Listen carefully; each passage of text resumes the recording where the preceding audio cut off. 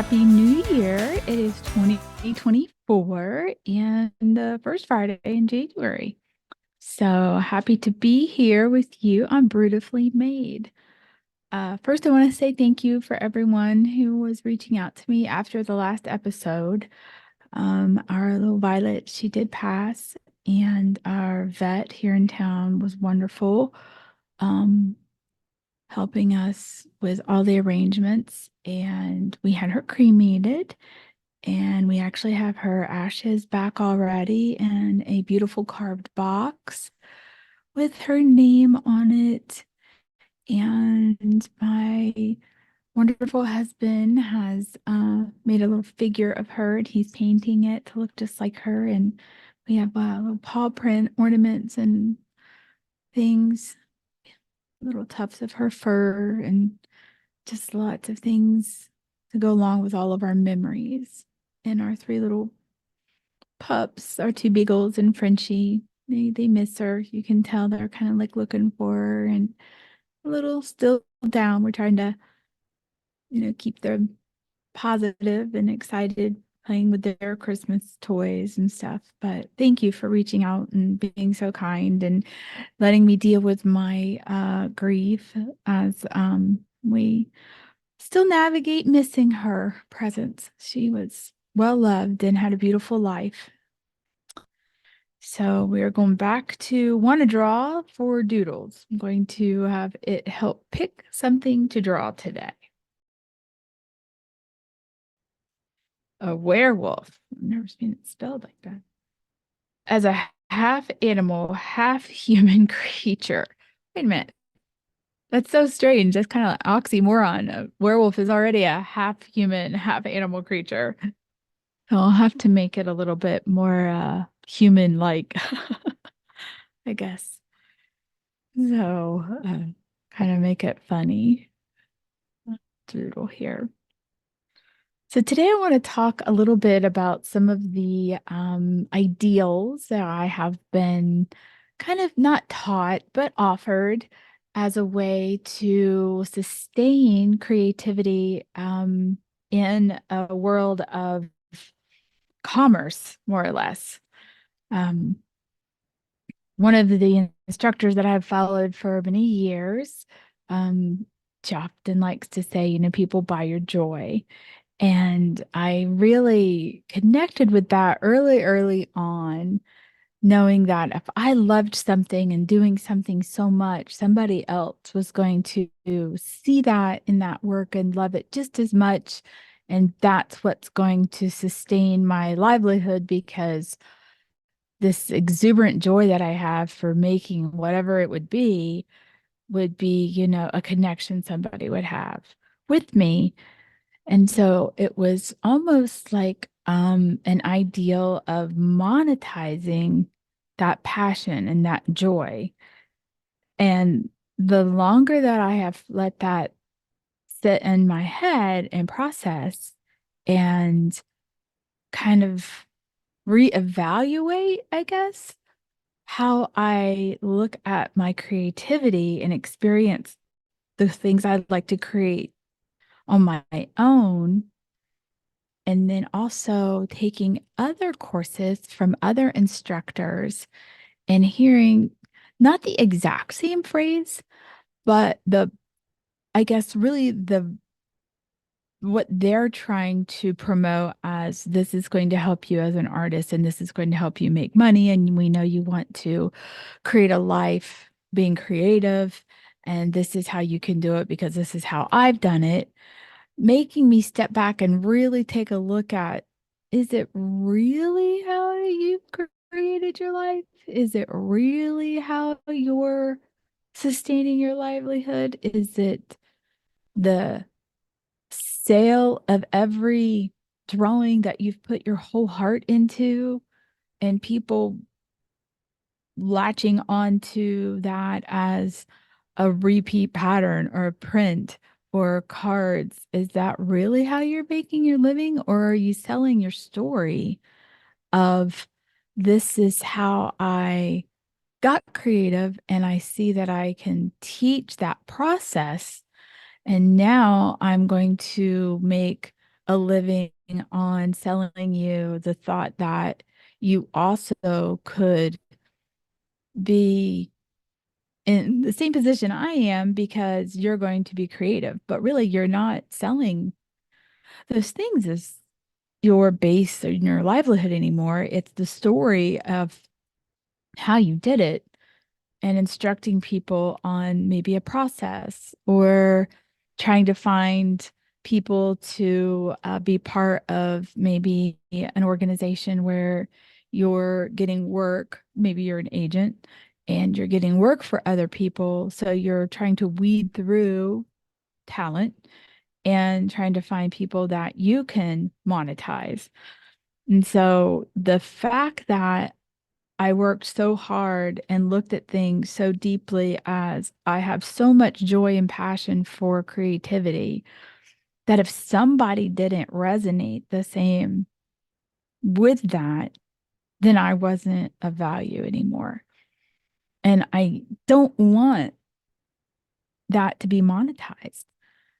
I mean, it's it's such a huge, profound emotion. Joy is so deeply rooted in who you are. And it really does give you, the base of happiness and being content. And it's it's really a deep connection with yourself. And so if you're so wound up in I'm really enjoying doing this, and if somebody doesn't buy into it and then offer you money based on that, are you looking at yourself as a failure? Don't want you to do that. Don't want you to feel like this wasn't good enough. And even coming from the people that have said those phrases, and they're the judge of your work, and seeing other people who have been in these classes with me and assignments and hearing their just deep rooted disappointment in not having that person acknowledge their joy is devastating to them. I, I came out of last year thinking, I don't know that I want to be part of any of that for a while. I need to reestablish, you know, all the things that I love doing. And I love sharing that with other people. And I love creating things. And then people get nostalgic about either doing that before when they were younger or wanting to do that now that they're older. And it's like when I look at some beautiful piece of work and I'm just like so inspired by that, that is a connection with joy. It's not the fact that I can't afford, to support that artist by buying their original work for five to $10,000. I would love to be able to do that. But that doesn't, you know, dis that doesn't take the value away from their joy. I love talking about their process with them and understanding, what they've done. And, heaven bless the people that can support artists with, finances like that. And I think that's where, as a creative, as an artist, if you can take what you've done and make it affordable for multi levels of people to enjoy what you're doing. So getting creative with, oh, I can have this printed as stickers and I can offer stickers for $3. I would throw those all over my iPad and water bottles and mixer, and I would have a little bit of you. And that makes me happy because then I'm supporting you a smidge that I can at that time. But your artwork makes me happy, and that brings me joy as the person that bought it. And so I think if you look at those little steps like that as an artist and not the whole big, okay, I've worked really hard on this, and people that make these decisions, they're not resonating the same as the joy that I put in it. So therefore, it wasn't good enough. It just really takes the wind out of your sails, and it's devastating. And I hate that feeling for others and watching so many people put so much work into something and then get taken advantage of or being told a promise. It sounds like a promise. I mean, I'm not saying they're promises, but it sounds like, you know, if you do it this way, if you follow my lead, if you do this process, then you're going to be successful because look where I am. This is what I've built. And I did this. And they're now at the point where they're selling their pitch, their story, their process may have, I guess, turned on a light bulb going, not everybody can do this. I can do it. Somebody else may be able to learn this. And then they realize, oh, I got 10, 15 people that want to pay me money to learn this process. And now that's where I can make my money. That's how I can sustain my creative livelihood. It's not from the artwork that I'm creating anymore. It's from my, process and my story and the promise that, hey, if I can make it, you can make it. Not saying that people can't. I'm just saying that that's the next level that they're at. That's where they're at with their, finances and monetization of their creativity. Because I don't really feel like some of the things that I have seen in the classes that I've taken um, prove that the people are saying, I'm still creating on this level and it's bringing me this back as payment. It doesn't equal what they're getting for the classes that they're offering and the promises that they're making. That's where their livelihood is coming from. That's where they're sustaining that dream is not being met by their artwork. And sometimes they haven't even created in years. And some of the things that they pull out as examples are decades old, or they're not up to date with some of the things that are going on now. And because they're just not creating anymore. That's not what their focus is anymore. It's sharing the story. And then sometimes you get, I want to bring the happy days perspective in where they've jumped the shark, where they've gone with their story for so long and then they've put so much money and effort into this process or class that they haven't updated it. And so it's really stale, or they're not even including any of the new things that have happened in advancements of either the industry or the programs that they're teaching. And it's crazy to think how many people will still latch on to that. I guess it's hard to find a mentor or someone who's authentic and isn't trying to sell you something that they're telling everyone can be successful, no matter what level you're at, good or bad, whatever you want to call it. They're telling everyone the exact same thing. It's hard to find someone that is truly going to spend one-on-one time with you and evaluate things on where you're at and help you, not the masses, but help you. I've found very few people that have offered that. And I'm willing to pay for that. I'm willing to pay for someone to mentor me and support me. And I have. And I think that that's important because that one-on-one is more valuable to me than me being in a class with hundreds of people that the same people get evaluated every season, every time. And I'm never getting or growing from even learning what they're doing right and wrong because it's the same thing over and over and over again. And so there's a real danger in falling into some of the hype, I guess, around things that are offered.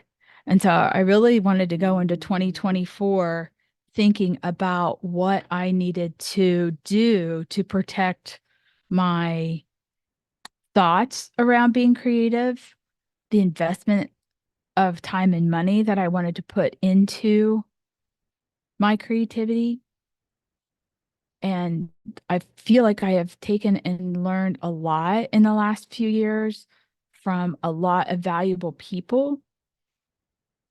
And I just want to continue to create and share that with other people. And, if I'm going to have a class, if I'm going to share what I do, I'm not going to go into it going, if you make this and you're going to be able to sell it for this and you're going to be able to, do this. If I'm going to teach a class, I'm going to teach it because I love doing this and you're going to have a blast doing it too. And let's see where it goes. That's joy. That's what resonates with me, not the fact that I'm going to be able to teach 10,000 people how to do something for $1 a piece and then realize that, okay, now they know it and they know my secret and, no one's going to want me anymore. And I've just taken all that joy and just put a dollar sign on it, monetized it. That's not really my joy. I mean, you know, joy is so subjective and trying to find somebody that resonates with it to where it's going to sustain your life really is a dangerous thing for your mental health and your well-being. So approaching what you're creating with the hopes that someone is going to buy it is one thing, but have a feeling from it is another. I don't want you to take your authenticity away because you're struggling to find something that's trendy and that's going to sell well. Don't misalign your values based on an instructor who's sitting there making, tons of money, promising you something that is, based on if they select you and get you jobs. Don't make things hard on yourself. If you can't afford to do something, don't do it. If you can be creative and find a way to do it, I do that all the time. There's a lot of things that I have to say no to on the creative front that I hate to say no to. There's trips and events coming up that I would love to just like, I'm just going to go in debt for this. And I'm not doing that. I just can't. Not with the plans that I have in place for the next 18, 24 months. I really have to find the right path for me. And so remember that the things that bring you joy aren't necessarily in need to be monetized, because don't measure how well received they are and then get deflated. There's just a lot of other factors that go into it. And I just want you to connect authentically without that stress over your head. Try not to focus on monetizing your joy because it's such a personal thing. Create for yourself, create things that make you happy. And just if you want to share it, you share it. If you want to share a process on how you do something, don't be so precious with it that it's not the right way of doing it, or someone's going to steal this because you're showing how to do it. Share because that's authentically something that makes you happy. Some people don't like to show their process, and that's okay too. Some people don't like to share their work. That's okay too. But if it is something that you want to share, don't be worried that it's not going to get 20,000 likes, or that you're not going to get considered to be an influencer, or that you're not getting money for it. And someone's like, I have to make this a fabric line. It just needs to be out in the world. That's what's important. Showing up, doing it from your heart, showing up, practicing every day. It's like my air. It's like my oxygen. If I don't draw every day or create something every day, I feel down. I have to create something. I love creating stuff. And I'm not going to monetize my oxygen. I'm not going to be like, well, I didn't make enough money today. I can't breathe. That's not, I'm not going to do that. Don't do that. So keep making things on the level that makes you happy. Don't worry about if people buy into it or not. If you do get seen and someone does connect with you, be as authentic as you can be as honest as you can be with yourself, and